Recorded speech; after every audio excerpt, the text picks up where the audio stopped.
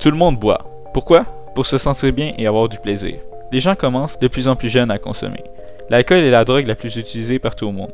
Il affecte la psychologie d'une manière complexe. Après l'absorption, l'alcool parvient au système sanguin et est par la suite propagé dans tous les tissus du corps. Rendu au cerveau, il agit sur les systèmes nerveux central, notre centre de décision et de coordination musculaire. L'alcool agit en deux phases sur notre organisme. D'abord, il se comporte en excitant sur le système nerveux, il nous rend plus audacieux, donne l'impression d'être invincible, mais ensuite, il agit comme un anesthésiant. En effet, l'alcool diminue les perceptions, ralentit les réflexes avant de provoquer une phase d'endormissement, et ce, en quelques minutes. C'est un dépresseur. Il peut aussi être dangereux, et ce n'est pas comme si c'était nouveau. Les avertissements d'un père envers son fils sur les dangers de boire trop d'alcool ont été découverts dans les écrits égyptiens qui datent de plus de 4000 ans.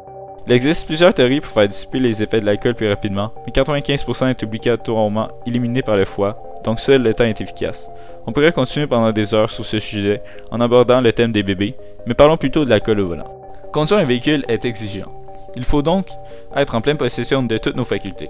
Alors à quoi pensent les gens lorsqu'ils prennent le volant après avoir bu, s'ils savent que l'alcool diminue la capacité de conduire?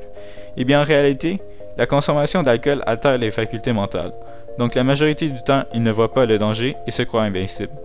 En plus de ne pas respecter la loi, la décision de conduire en état d'ébriété peut ruiner plusieurs vies. En effet, l'alcool au volant est la cause d'une vie en moins toutes les 33 minutes. Le conducteur en état d'ébriété se fait habituellement arrêter par la police pour excès de vitesse, conduite dangereuse ou après un accident. Il doit subir un alcotest qui se colore de façon différente en fonction de la quantité d'alcool absorbée. Les conducteurs de 21 ans et moins sont soumis à la mesure appelée tolérance zéro, qui leur interdit de conduire un véhicule avec de l'alcool dans leur organisme. Si vous êtes âgé de plus de 21 ans, la limite d'alcool permise dans votre sang est de 80 mg par 100 ml. La police peut suspendre votre permis de conduire pour une période de 90 jours et saisir votre véhicule lorsque ces observations lui permettent d'affirmer que vos capacités de conduire sont affaiblies, vous refusez de fournir un échantillon d'haleine ou d'effectuer des tests de coordination, vous dépassez la limite permise, ou bien sûr lorsque vous conduisez sans être détenteur d'un permis ou sans en respecter les conditions. Vous pouvez contester à l'aide d'un avocat, mais vos chances de gagner sont minimes et c'est extrêmement coûteux. Au moment de votre condamnation, le juge vous interdit de conduire n'importe quel véhicule à moteur pour une période de 1 à 3 ans. Il peut aussi vous soumettre à une évaluation sommaire dans un centre de réadaptation pour personnes alcooliques s'il le juge nécessaire, suivi d'une session d'information et de sensibilisation. Tout ça à vos frais. Une amende de 1000 $ au Canada et d'environ 400 $ au Québec est inévitable. De plus, il vous sera interdit de traverser certaines frontières dû à votre casier judiciaire.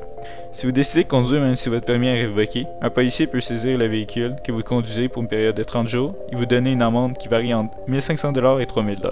Vous pouvez même aller en prison pour un maximum de 5 ans. À la suite de votre condamnation, il vous est possible d'obtenir un permis restreint qui autorise la conduite d'un véhicule, mais seulement si le menu d'un dispositif nommé antidémarreur éthylométrique, ou plus communément appelé la balloune, empêchant le démarrage du véhicule lorsqu'il y a de l'alcool dans la laine du conducteur.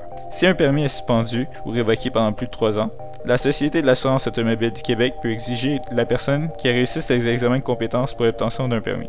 Il faut faire très attention, car le code criminel ne fait pas la différence entre un véhicule arrêté et un véhicule en mouvement. Finalement, si vous voulez éviter les problèmes, un bon moyen de prévenir la conduite en état d'ébriété est de récupérer les clés de véhicule de tout le monde lors d'une soirée.